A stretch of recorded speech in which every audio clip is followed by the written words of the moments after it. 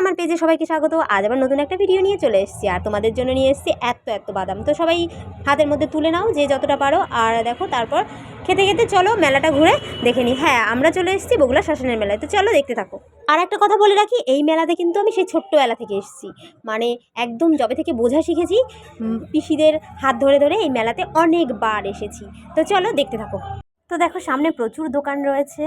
আমরা দেখো দোকানে কাপ জিনিসপত্র সব দেখছি, পানের দোকান ছিল, অনেক খেলনার দোকান, তো সারি সারি দিয়ে প্রচুর দোকান ছিল। দেখো আমরা দেখতে দেখতে যাচ্ছি, সামনের দিকে এগিয়ে যাচ্ছি। আর এই মেলার মূল আকর্ষণ কিন্তু সামনেই রয়েছে, আমরা সেদিকেই এগোচ্ছি। আর দেখো ছোট ছোট মাটির পুতুল আর ফুলের দোকান।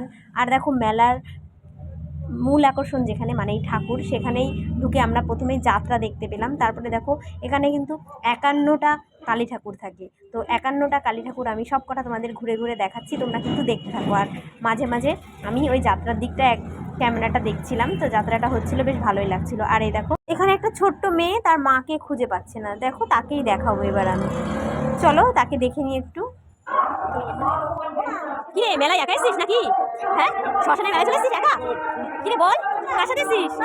শ্মশানে মেলায় কার সাথে এসেছিস? একা চলে এসেছিস? আর এমনভাবে পৃথা আসছিল, তো ওকে দেখে মনে হচ্ছিল ওর মাকে খুঁজে পাচ্ছে না, তো আমি একটু মজা করে ওর সঙ্গে এটা করলাম, তোমরা কিছু মনে করো না। তো ওরা দুজন নমস্কার করছে দেখো। তো আবার আমরা একটু যাত্রাটা দেখলাম, যাত্রায় অনেক লোক এসেছিলো, বেশ ভালো অ্যাক্ট হচ্ছিল।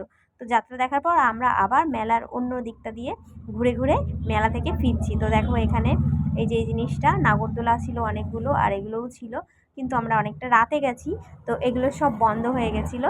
তো আমরা একটু ভিডিও করে নিচ্ছিলাম। তো এখানে বলছিলাম যে আমাকে একটু ভিডিও করে দাও, আমি তো মেলার পুরো মেলাটা ঘুরলাম, কিন্তু আমার ভিডিও করা হলো না, তা একটু ক্যামেরা ধরো। তো তো এটা করার পর দেখো আমার ভিডিও করে দিচ্ছে কিভাবে। আমি দেখো ঘুরে ঘুরে একটু, যাই হোক যা হয়েছে ভিডিও তোমাদের একটু দেখানোর জন্য এটা করেছি। তো তারপর আমরা চলে আসলাম দেখো ফুচকার দোকানে এখানে। তো ফুচকা খাওয়ার আগে দেখো আমরা একটু কথা বলছিলাম নিজেরা। তো এরপর আমরা এখান থেকে ফুচকা খেলাম চটপট, একটু ঝাল ঝাল করে ফুচকা বানিয়েছিল, তো ফুচকাটা দারুণ ছিল। পরের ভিডিওতে আবার তোমাদের সঙ্গে দেখা হবে, সবাই খুব ভালো থেকো, টাটা।